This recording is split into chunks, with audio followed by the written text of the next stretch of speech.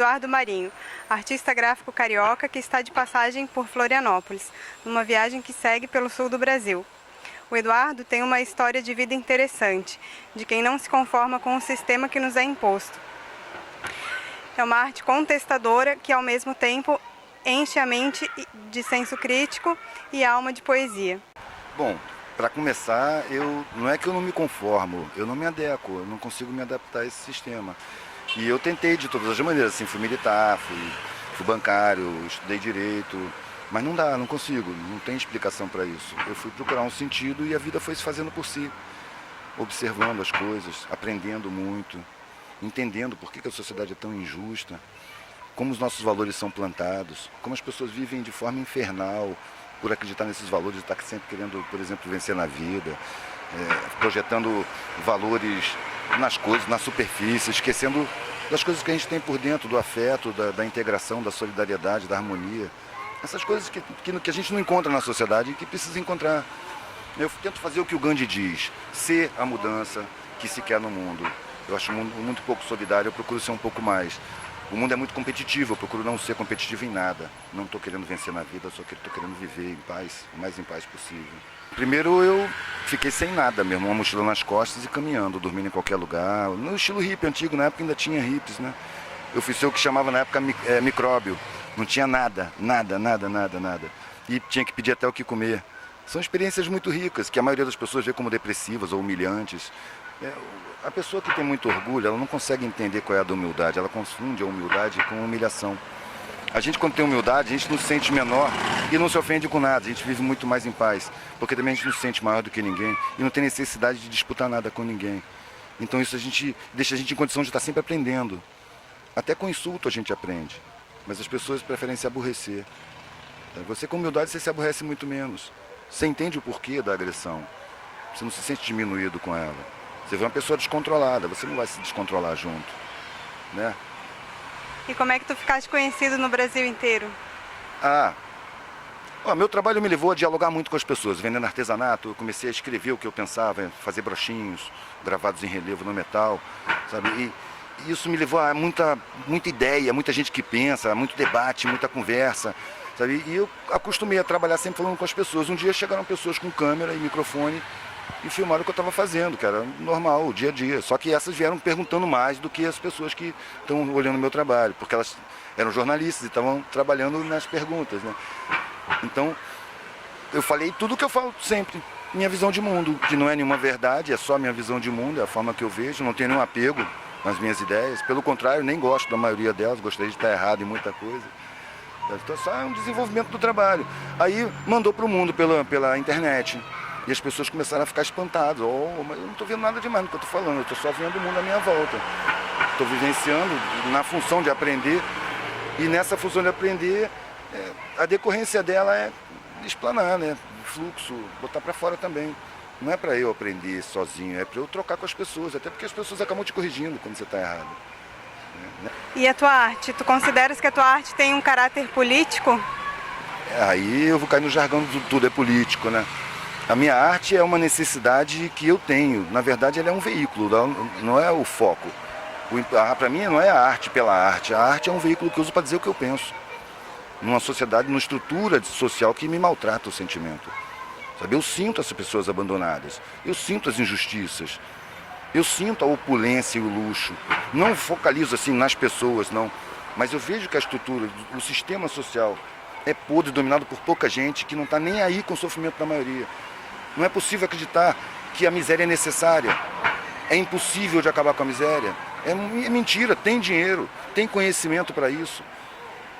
Não tem permissão para isso. A miséria serve para submeter o trabalhador por chantagem. Por medo de ficar na miséria, ele aceita trabalhos mal pagos, condições horríveis de trabalho.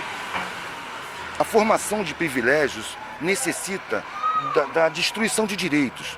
Os direitos da maioria são simplesmente roubados. O Estado não cumpre sua Constituição, porque esse punhado precisa ter privilégios demais. É preciso roubar os direitos. Por que a educação é uma porcaria? É inegável que a educação é uma porcaria. A pessoa termina o ensino médio e não consegue ler um texto. Às vezes termina o ensino superior e não consegue ler um texto. Então existe uma ignorância plantada. É necessária, criada para as pessoas não se darem conta do que acontece. Porque o que acontece é muito óbvio, basta refletir um pouquinho. A gente é levado a acreditar em mentiras. As correntes da escravidão contemporânea são fabricadas com mentiras.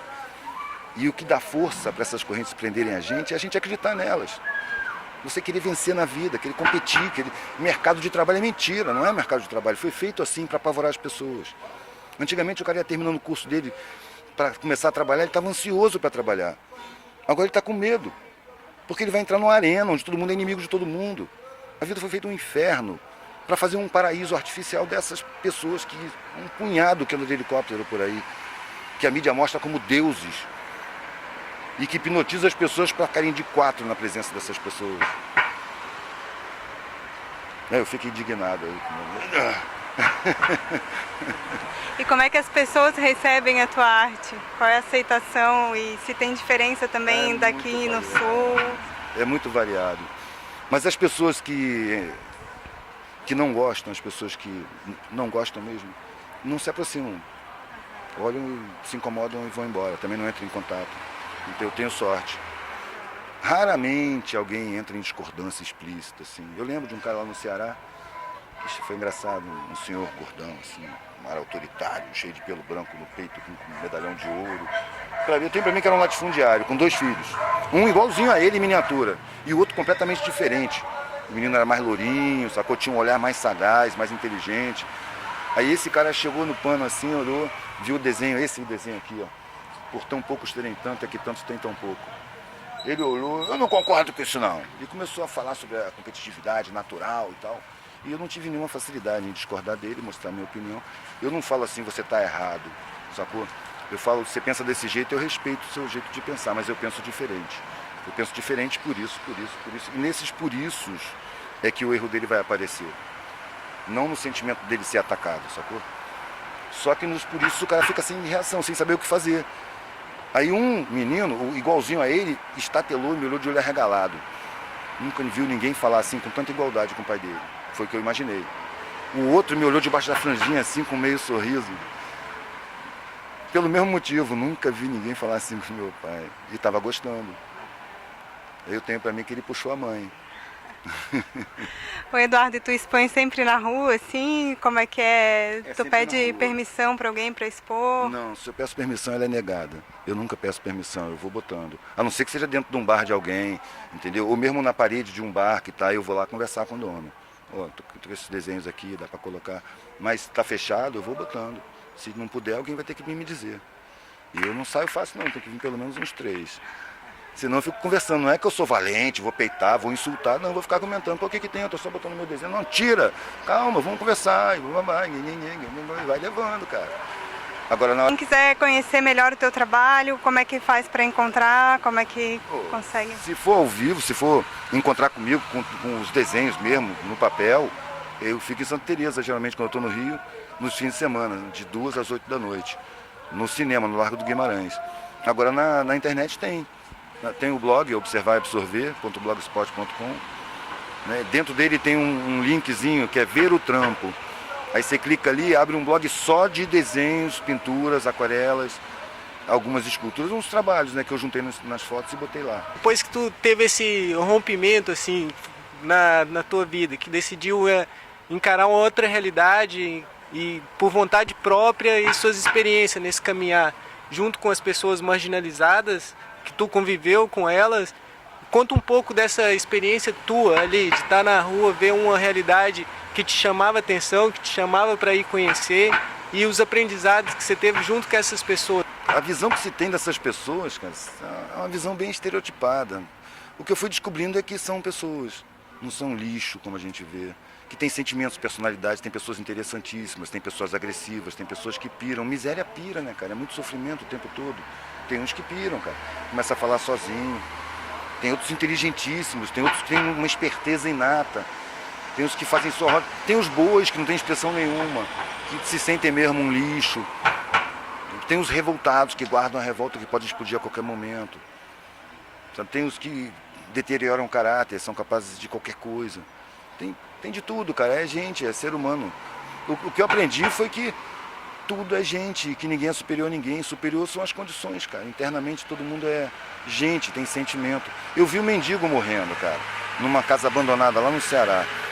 E os amigos em volta. E o cara estava sorrindo e o cachorro dele estava na cama com ele, na cama em cima de um papelão. E lambendo a cara dele. E ele estava sorrindo. Sabe? E eu li um pedacinho de um livro que é feito em cima de entrevistas de enfermeiras que trabalham com pacientes em estado terminal, de clínicas particulares, né, para pessoas bem abonadas, e viram morrer pessoas dizendo que o desejo mais forte dessas pessoas seria ter o afeto da família, ter vivido mais afetivamente, de ser mais carinhoso, de dizer que ama, de se sentir amado. Sabe? Nesse momento aparece o valor da vida, né? E a pessoa se sente desperdiçada. Ou seja, nas condições de miséria eu encontrei uma humanidade muito mais bonita do que nas condições de opulência. Na opulência você necessariamente precisa esquecer que existe gente sofrendo. Sabe? E esse esquecimento a mim não interessa, eu não quero condenar essas pessoas, mas eu acho que ele dá resultado, ele tem consequências na vida dessas pessoas, na sensibilidade dessas pessoas, no ser dessas pessoas. Interfere na qualidade de vida, na qualidade de pessoa, sabe? Por isso eu vi qualidade muito maior lá embaixo.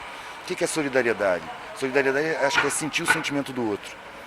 É claro que é muito mais fácil você sentir o sentimento do outro quando você passou pela mesma situação. Mas é lindo quando você consegue sentir o sentimento do outro sem ter passado pela situação. Só porque você está vendo nele o sofrimento. As pessoas que mais facilmente, que não me negavam comida, eram quem tinha passado fome. Era difícil negar. Para uma pessoa dessa negar, ela tem que ser muito agressiva. Ela vai negar aos gritos. Porque ela vai estar brigando com ela mesma.